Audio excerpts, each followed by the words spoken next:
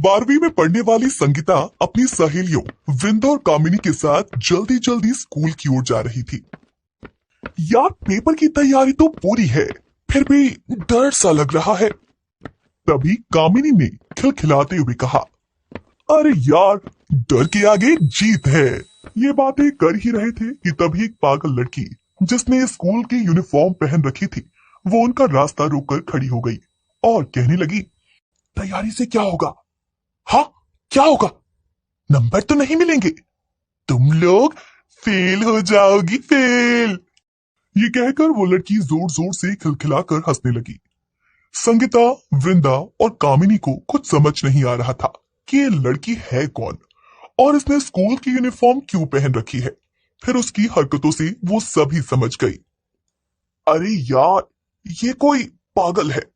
लगता है कि स्कूल की परीक्षा में ये फेल हो गई होगी और उसी का सदमा इसे लगा होगा और ये पागल हो गई। कामिनी की इस बात पर वृंदा और संगीता ने उसे घूर कर देखा और कहा, क्या यार कामिनी, तू तो कुछ भी बोलती है। देख नहीं रही, बेचारी प्रेग्नेंट भी है। अगर परीक्षा में फेल हो गई तो नंबर तो कम आएंगे ही ना, कोई प्रेग्नेंट तो नहीं हो जाएगा। उसकी बातों को सुनकर कामिनी ने कहा, ये सब बातें किसी और दिन डिस्कस कर लेना, क्योंकि 10 मिनट के अंदर हम लोग स्कूल नहीं पहुंचे तो फेल तो बात की बात है, हमें परीक्षा में बैठने भी नहीं दिया जाएगा। संगीता, वृंदा और कामिनी फिर से तेज रफ्तार में स्कूल की ओर बढ़ी, लेकिन वो पागल लड़की फिर से उनके आगे आ गई और अपने हाथ फैलाकर उनके आगे खड़ी हो गई। मत जाओ, मत जाओ, स्कूल मत जाओ। अरे यार, ये पगली भी ना जाने कहां से आ गई है, आज ही हमें लेट कर वाकर ही मानेगी। कामिनी ने उस पगली को डांटते हुए अपने आगे से हटाया। ए पगली, हट हट आगे से, तेरे चक्कर में हम रहे तो तेरी जैसी हालत हो जाएगी हमारी भी। चल भाग यहां से, नहीं तो एक थप्पड़ पड़ेगा तुझे। ये कहकर कामिनी ने उस पगली को भगाया और पगली वहां से भाग तो गई, लेकिन भागते हुए भी वो यही बात कह रही थी, तैयारी की है तो क्या हुआ, नंबर तो मिलेंगे ही नहीं, फेल हो जाएगी, फेल। उसी रात की बात है, संगीता अपने बिस्तर पर सोने की कोशिश कर रही थी। कौन थी वो पगली लड़की और वो क्यों ये बोल रही थी कि तैयारी करने और परीक्षा देने से क्या होगा, नंबर तो मिलेंगे ही नहीं, फेल हो जाओगी, फेल। ये क्यों कह रही थी? संगीता के जहन में कई सवाल चल रहे थे, लेकिन एक भी सवाल का जवाब उसके पास नहीं था। कुछ दिनों के बाद की बात है, संगीता अपनी सहेलियों के साथ एक बार फिर उसी रास्ते से गुजर रही थी, तो उसने देखा कि वो पगली लड़की किसी औरत के साथ बैठी है और वो औरत उसे खाना खिला रही है। माँ, जल्दी से खाना खिलाओ ना, मुझे स्कूल जाने में देर हो जाएगी, तुम्हें पता है ना आज मेरी परीक्षा है। वो औरत कुछ कहती नहीं, बस खामोशी से उसे खाना खिलाती रही। माँ, स्कूल वाले मुझे स्कूल में घुसने नहीं देते। माँ, आज तुम मेरे साथ स्कूल चलना, ठीक? अगर वो मुझे स्कूल में जाने नहीं देंगे तो मैं परीक्षा कैसे दूंगी? पता है माँ, मैंने पूरी तैयारी कर ली है, मैं इस बार फिर से फर्स्ट आऊंगी, देख लेना तुम। ये कहकर वो पगली लड़की अपनी जगह से उठती है और उस औरत से कहती है, माँ सुन, अब मैं ज्यादा नहीं खा पाऊंगी, देख मेरा पेट कितना फूल गया है खा खा कर, अब मैं जा रही हूँ। ये कहकर वो पगली बिना इस बात की परवाह किए कि सड़क पर बहुत ट्रैफिक है, तेज दौड़ लगा लेती है। चंपा, अरे ओ चंपा, चंपा रुक ना, अरे अरे रुक। उस पगली को आवाज देती हुई उसका गला भर जाता है और वो फूट फूट कर रोने लगती है।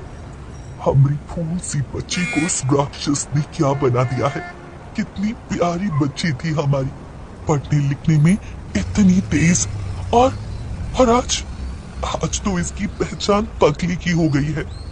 वृंदा, संगीता और कामिनी जो इतनी देर से खड़ी उस पगली और उसकी माँ की बातें सुन रही थी, उनकी बातों को सुनकर उनकी आंखों में आंसू आ गए और वो उस औरत के पास गई और कहा, वो लड़की कौन है और आप कौन है उसकी, क्या हुआ है उसके साथ, आप किस राक्षस की बातें कर रही थी?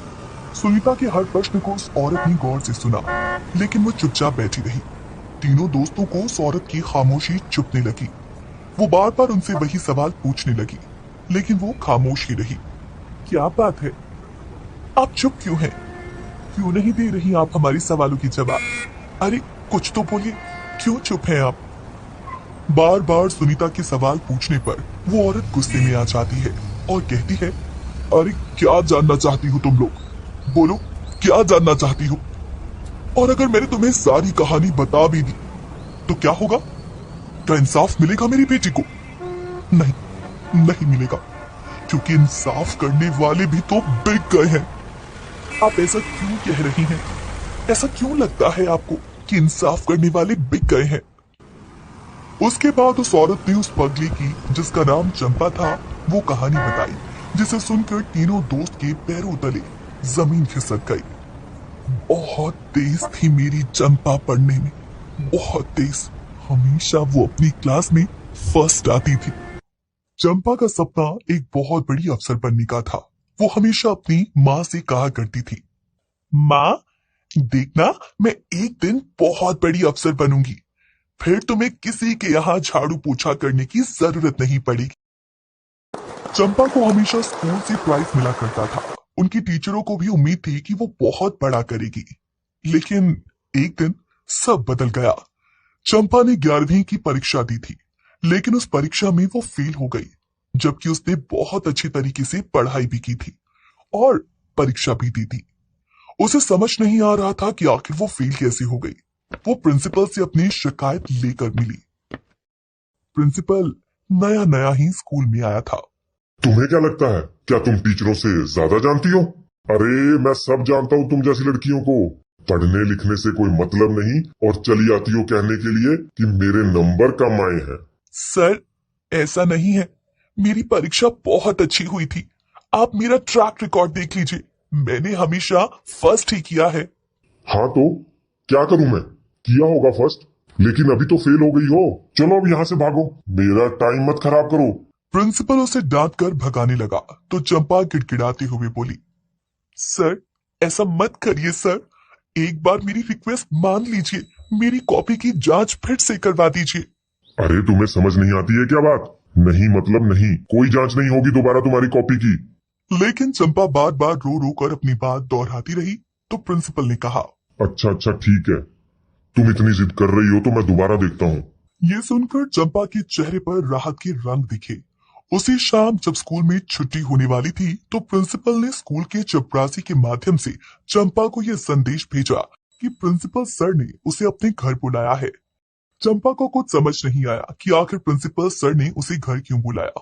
वो स्कूल की छुट्टी के बाद उनके घर पहुंच गई। अरे आओ आओ चंपा, बैठो ना। सर आपने मुझे यहाँ क्यों बुलाया है? अरे अरे सब बताता हूँ, पहले बैठो, गर्मी बहुत है, ये कोल्ड ड्रिंक पियो। Cold drink? Thank you sir. Champa ने जैसे ही वो कोल्ड ड्रिंक पी उसका सिर घूमने लगा और वो बेहोश हो गई। उसके बाद उस बदमाश प्रिंसिपल ने टीचर जैसे आदरणीय पद को शर्मसार कर दिया। चंपा को जब होश आया तो उसका पूरा शरीर टूट रहा था। उसे समझ नहीं आ रहा था कि उसके साथ आखिर क्या हुआ था। वो घर वापस लौट आई। उसने अपनी माँ से कुछ भूला नहीं। अगली शाम फिर से चपरासी के माध्यम से चंपा को प्रिंसिपल ने अपने घर बुलाया। क्या बात है, आज फिर से सर मुझे घर बुला रहे हैं। मैंने उन्हें अपनी कॉपी की दोबारा जांच के लिए बोला, लेकिन उन्होंने तो अभी तक कुछ नहीं किया। बहरहाल चंपा एक बार फिर प्रिंसिपल के घर पहुंची। प्रिंसिपल ने एक बार फिर उसे कोल्ड ड्रिंक पीने दिए, लेकिन उसने कोल्ड ड्रिंक पीने से साफ मना कर दिया। इस पर प्रिंसिपल बिगड़ गया और कहा, तुम्हें अपनी कॉपी दोबारा जांच करवानी है कि नहीं? चलो पी लो ये कोल्ड ड्रिंक। चंपा ने डर के मारे कोल्ड ड्रिंक पी ली और एक बार फिर उसके साथ वही सब हुआ। जब उसे होश आया तो फिर से उसका सारा बदन टूट रहा था। वो किसी तरह घर पहुंची। इस बीच वो प्रिंसिपल कुछ महीनों के लिए छुट्टी पर चला गया। एक दिन की बात है, चंपा स्कूल से जब घर आई तो उसे लगातार उल्टियां होने लगी। उसकी माँ ने पहले घरेलू उपचार किया, लेकिन जब उल्टियां नहीं रुकी तो उसे लेकर अस्पताल पहुंची और अस्पताल में जाकर उसे पता लगा कि वो तो गर्भवती है। क्या? ये आप क्या कह रहे हैं? मेरी चंपा गर्भवती है? अरे डॉक्टर साहब ठीक से देखिए, ऐसा कैसे हो सकता है? लेकिन डॉक्टर ने साफ कर दिया कि वो गर्भवती है। चंपा की मां को कुछ समझ नहीं आ रहा था कि आखिर ये सब क्या और कैसे हो गया। वो चंपा को ही दोष देने लगी और कोसने लगी। लेकिन फिर चंपा ने अपनी माँ को प्रिंसिपल वाली बात बताई। हे भगवान, तुमने मुझे पहले ये सब क्यों नहीं बताया। चंपा की माँ पुलिस स्टेशन गई, लेकिन प्रिंसिपल ने अपनी पहुंच और पैसों का इस्तेमाल कर मामला दबा दिया। इधर चंपा को लगने लगा कि अब उसके सारे सपने खत्म हो गए हैं, अब वो कुछ नहीं कर सकती। यही सोच सोच कर वो पागल हो गई। चंपा की कहानी तो बहुत दुख भरी है, लेकिन अब उसे इंसाफ मिलेगा। हम दिलाएंगे उसे इंसाफ। संगीता अपने दोस्तों के साथ उसी समय एसपी साहब के ऑफिस गई और उन्हें सारी बातें बताई। एसपी साहब ने तुरंत ही मामले की जांच शुरू करवा दी और जल्द ही उन्हें सारी सच्चाई का पता लग गया। उन्होंने प्रिंसिपल को तुरंत गिरफ्तार कर लिया और उस इंस्पेक्टर को बर्खास्त कर दिया। प्रिंसिपल को 10 साल की सजा हुई, लेकिन इस बीच एक और घटना घटी। चंपा जब सड़क पर भागी जा रही थी तो उसकी टक्कर एक तेज रफ्तार ट्रक से हो गई। वो बेचारी भी मर गई। एक मासूम लड़की का अफसर बनने का सपना उस राक्षस के कारण सपना ही रह गया।